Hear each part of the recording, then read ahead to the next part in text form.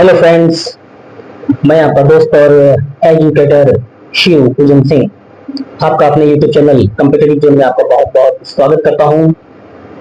दोस्तों, अभी जो एग्जामिनेशन आने वाले हैं ग्रुप बी के, इसके लिए सेट प्रैक्टिस में लगातार अपने चैनल से अपलोड कर रहा हूं।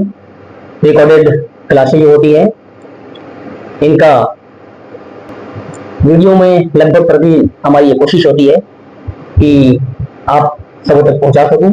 तो इसीलिए आज RRB group B mock test का ये दूसरी वीडियो जो है वो आपके सामने प्रस्तुत है।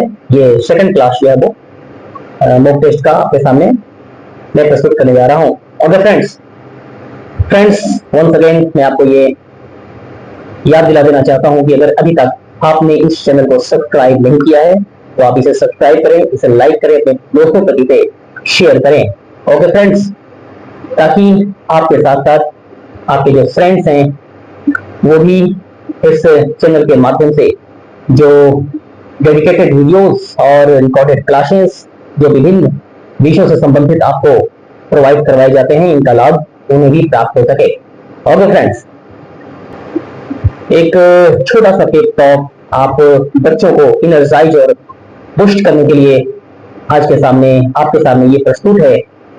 वो ये है कि कोई भी व्यक्ति जो आज किसी भी सब्जेक्ट में, किसी भी विद्या में महारत हासिल कर चुका है, कभी न कभी किसी न किसी दिन वो भी एक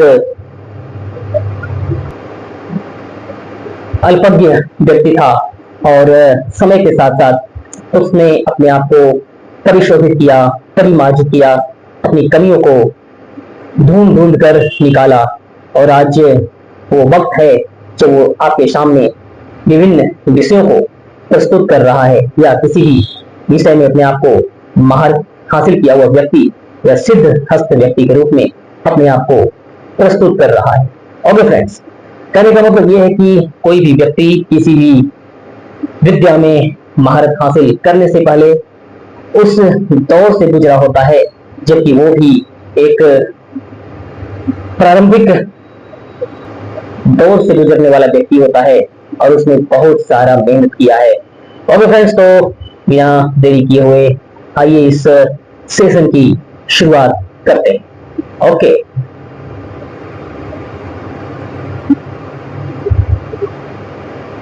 फ्रेंड्स, आपको ये भी बता देना चाहता हूं कि यहाँ से कमेंट्स होने वाली जो क्लासें हैं इनका पीडीएफ ऑफलाइन दिया हुआ होता है और उसका लिंक डिस्क्रिप्शन बॉक्स में चैनल के डिस्क्रिप्शन बॉक्स पर वीडियोस, प्रत्येक क्लास के वीडियोस जो होते हैं उनके डिस्क्रिप्शन बॉक्स में दिए हुए होते हैं।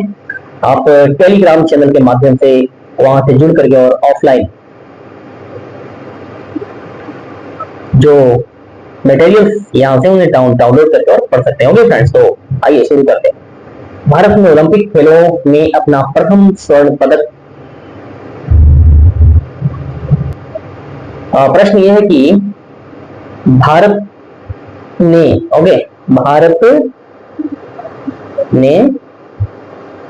अपना पहला स्वर्ण पदक ओलंपिक खेलों में किस वर्ष में जीता था। ओके, ये मिसप्रिंट है, यहाँ पर वर्ष होने चाहिए, किस ईयर में जीता था। तो ये है 1928। ओके, 1928 ईस्वी में भारत ने ओलंपिक खेलों में पहला स्वर्ण पदक जीता था और रेलवे का ये जो है वो बहुत ही पसंदीदा क्वेश्चन बार बार इनका रिपीटेशन देखने को मिलता है। आप इसे अंडरलाइन करें। बहुत ही फास्ट मैनर में मैं यहाँ पर लेकर के चलूंगा क्योंकि विस्तृत व्याख्या वाली जो क्लासें होती है उसे मैं ऑलरेडी कंडक्ट कर दिया हूँ और आप वहां से जा करके और लंबी व्याख्याओं वाली मेरी जो क्लासें हैं उनसे आप देख सकते हैं। स्वर्ण मंदिर का संबंध किस धर्म से है? स्वर्ण मंदिर का संबंध जो है वो सिख धर्म से है। और स्वर्ण मंदिर कहाँ स्थित है? तो ये है Amritsar. Where is Amritsar situated? This is in Punjab. Okay friends, next, Nal Sarovar पक्षी अभयारण्य किस राज्य में स्थित है? नल सरोवर पक्षी अभयारण्य situated in Gujarat state. Okay, Deepshikha के रचनाकार कौन है? ऑप्शन दिनकर जयशंकर प्रसाद, निराला या महादेवी वर्मा। ये बहुत ही इंपॉर्टेंट क्वेश्चन और कई बार इसे रेलवे की परीक्षाओं में देखा गया है पूछते हुए, तो आप इसे याद रखेंगे, इसलिए मैंने इसे शामिल किया है।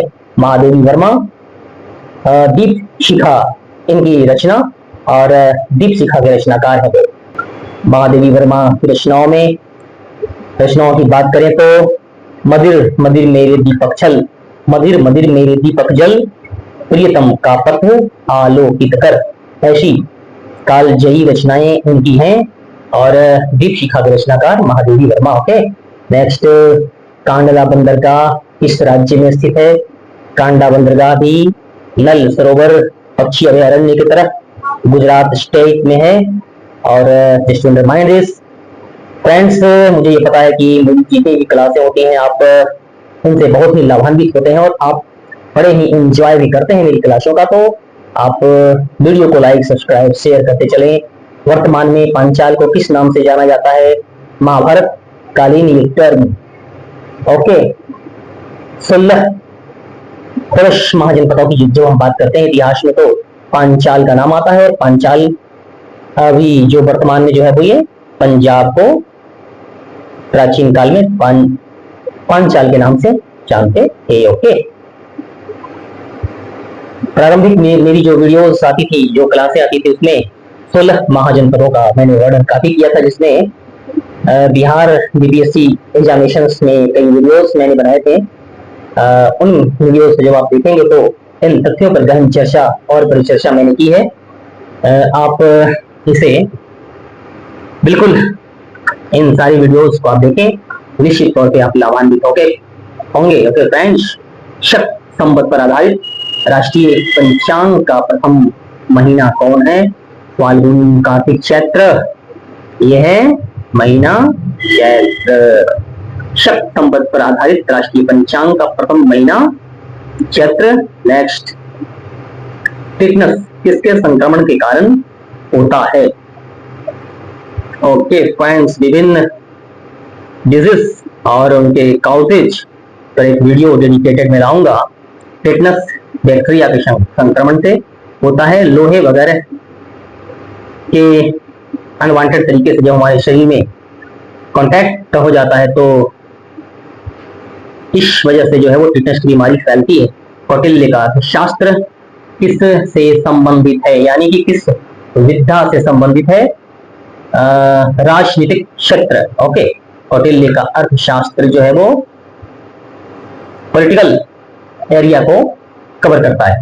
ओके फ्रेंड्स, आदि मानव ने सबसे पहले क्या सीखा? खेती करना, विज्ञान कला। विज्ञान और कला तो बड़ी दूर की बात है, उसने सबसे प्रथम बार खेती करना भी नहीं सीखा, बल्कि उसने आग जलाना सीखा। ओके, दक्षिण गंगा किस नदी को कहा जाता है? दक्षिणी गंगा या दक्षिण गंगा?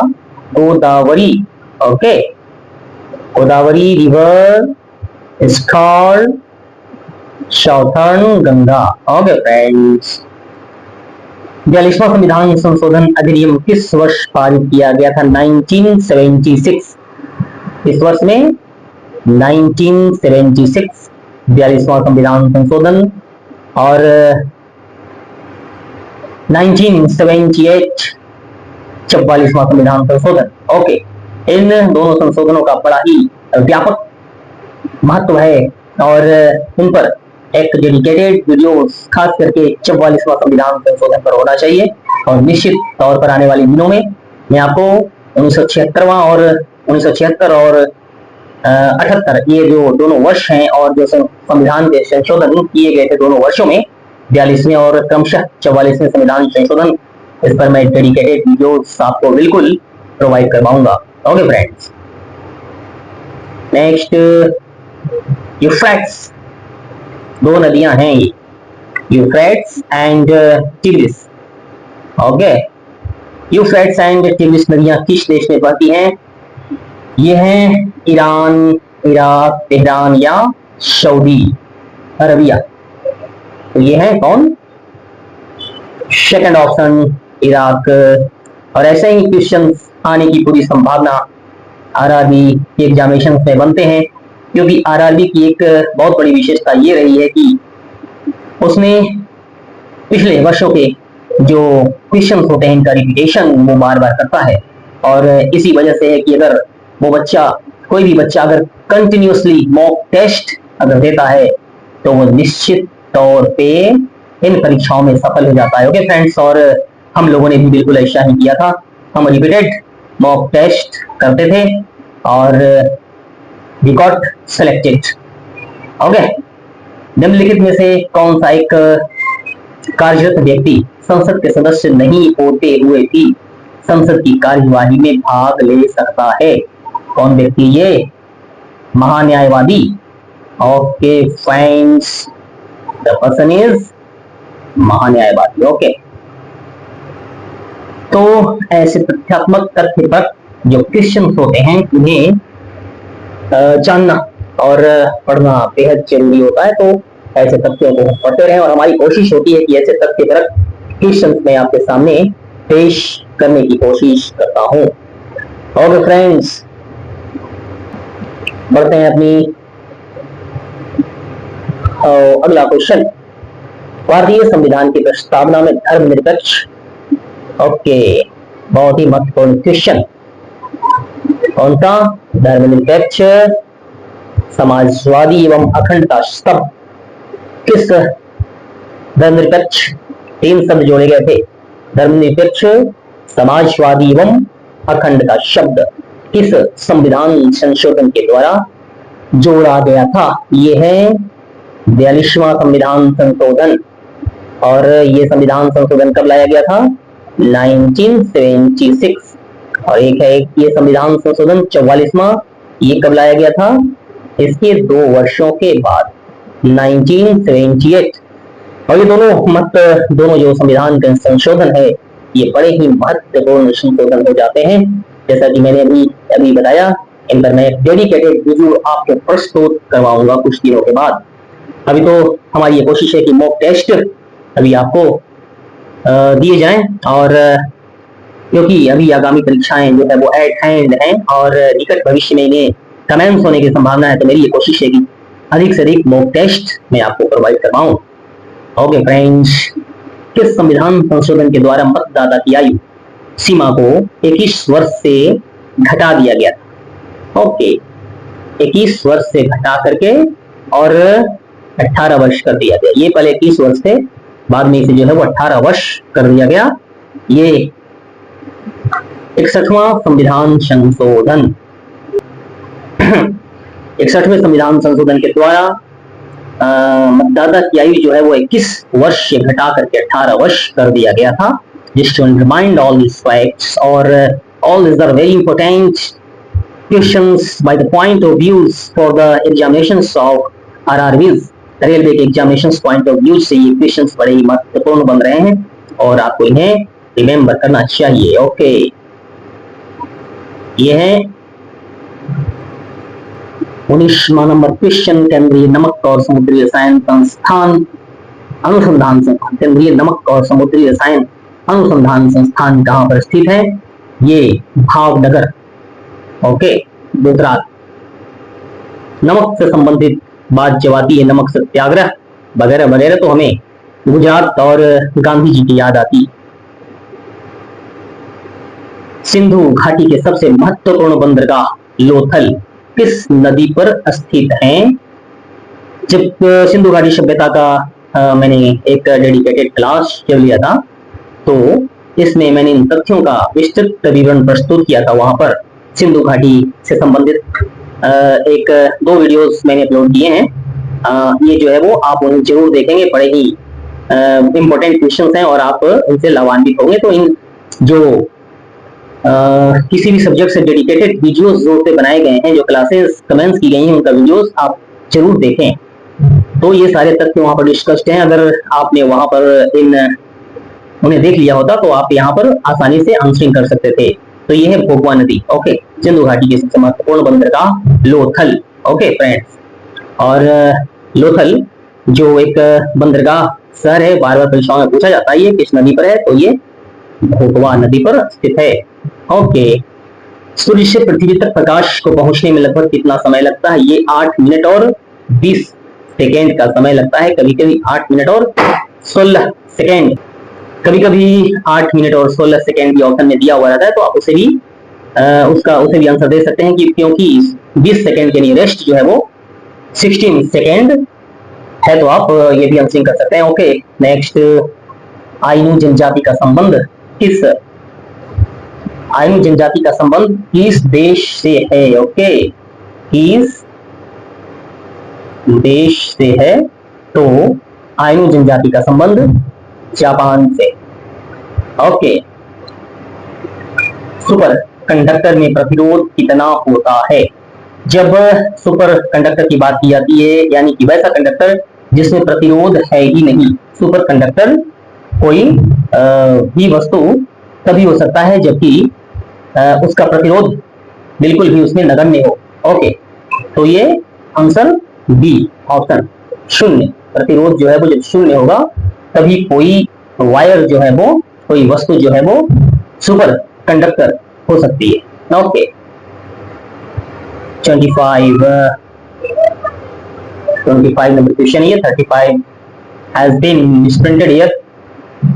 ध्रुवीय उपग्रह का प्रयोग किस में होता है? किस काम के लिए ध्रुवीय पोलर सैटेलाइट का हम उपयोग करते हैं? तो ये मौसम के पूर्वानुमान के लिए पोलर सैटेलाइट का प्रयोग किया जाता है।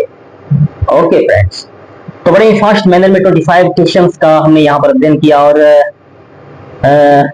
इसलिए कि हमारे पास वक्त कम होते हैं और मॉक टेस्ट के दरमियान हमारी कोशिश होती है कि ज्यादा से ज्यादा क्वेश्चन मैं आपको शेयर कर सकूं, और इनका शॉर्ट डिस्कशन के साथ मैंने आपको यहाँ पर अवेयर करने की कोशिश की है।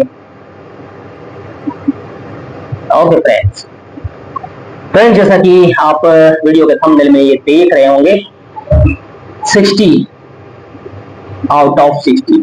ओके, 60 में 60, लगभग ये संभावना बनती है कि आरआरबी ग्रुप डी के जो एग्जामिनेशन होते हैं उसमें 50 से 60 क्वेश्चंस जनरल अवेयरनेस और जीके जीएस जनरल अवेयरनेस और साइंस से मिलाकर के जीके के 50 to 60 क्वेश्चंस बन जाते हैं। इसमें हमारी ये कोशिश होनी चाहिए कि हमारा जीके जीएस और साइंस का जो पोर्शन है इसमें मैक्सिमम, यानी कि 60 क्वेश्चंस अगर उसमें है तो 55 तो वहां पर जो है वो स्कोर होने ही चाहिए। ओके, 55 अगर हमने कर लिया 60 में तो ये हमारी बहुत बड़ी बढ़त होती है, और एग्जामिनेशंस में ये बढ़त जो है वो हमें सफल करते हैं और मेरिट लिस्ट में जो है वो हमारा नाम आ जाता है। ओके फ्रेंड्स, मैथमेटिक्स और जो रीजनिंग, मैथमेटिक्स और रीजनिंग के जो क्वेश्चंस होंगे वो यानी कि अगर 60 क्वेश्चंस यहाँ से हैं तो 40 वहां से होंगे, तो वहां से मैक्सिमम बच्चे जो स्कोर कर ही लेते हैं। तो आपको उन दोनों सेक्शंस पर भी पूरा ध्यान देना है, और जीके जीएस का जो क्लास मैं कंडक्ट कर रहा हूँ, आप अगर इसमें रेगुलर रहते हैं तो मैं बिल्कुल ये दावा करता हूँ कि आप वहां पर एक ह्यूज स्कोर कर पाएंगे, क्योंकि आने वाले दिनों में मैं आपको जो ये क्लासें होंगी, जो मॉक टेस्ट होंगे, इनमें जनरल अवेयरनेस, करंट अफेयर्स भी इंक्लूड करके आपको संभावित करंट अफेयर्स भी मैं पढ़ा दूंगा। ओके, टेंशन लेने की आवश्यकता नहीं, just you read this class and this channel and definitely you will get selected. Okay, इस चैनल के माध्यम से आपको सफलता जरूर मिलेगी, और मैंने भी ये बीड़ा उठाया है कि आप सफल होंगे, बशर्ते कि आप इस चैनल पे जुड़े रहें और कमेंट्स होने वाली जितनी भी क्लासेस हैं, खास करके जो मॉक टेस्ट और डेडिकेटेड वीडियोस, जो सेपरेट वीडियोस होते हैं, आप उनका अध्ययन करते रहें। तो फ्रेंड्स, एक बार फिर आपको मैं ये अवेयर करना चाहता हूँ कि आप इस चैनल को सब्सक्राइब, लाइक और अपने फ्रेंड्स तक इसे शेयर करें। अपने क्यूरीज को कमेंट्स बॉक्स में जरूर लिखें। ओके फ्रेंड्स, चलिए आपके बेटर भविष्य की शुभकामनाओं के साथ मिलते हैं अपनी अगली क्लास में। तब तक के लिए आप अपना ख्याल रखिए। जय हिंद, जय भारत।